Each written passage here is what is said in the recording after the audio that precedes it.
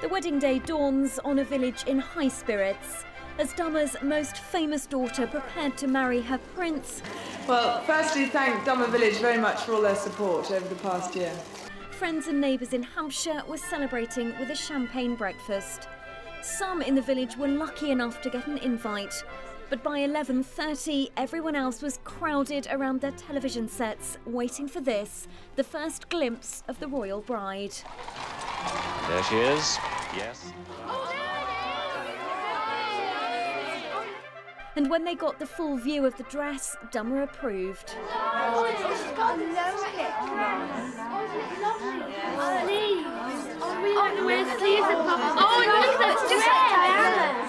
Great excitement, but then this village had been building up to the wedding for months and getting used to plenty of attention. This is the heart of Dummer Village. It's a sleepy Hampshire community, but 25 years ago, the eyes of the world were watching it. The people living here had to contend with the glare of television cameras and coachloads of tourists driving through. Well, the atmosphere in London is obviously building up minute by minute. So we're in the heart of the village. How excited were people here? Well, very excited. We'd had weeks, of course, with the paparazzi and the press wandering around the village with their aluminium ladders and fighting for the best pictures. And indeed, there were so many of them and so few of us in this small village that they were having to interview each other.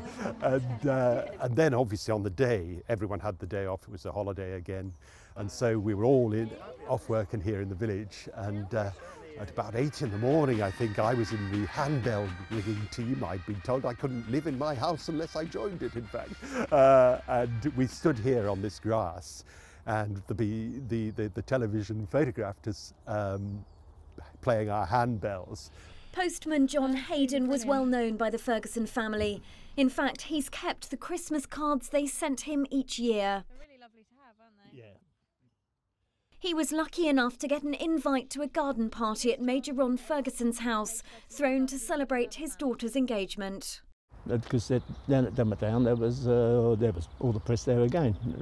Because Prince Andrew being there, of course, and very exciting. Yes, my wife did buy a new outfit, I'm sure she did.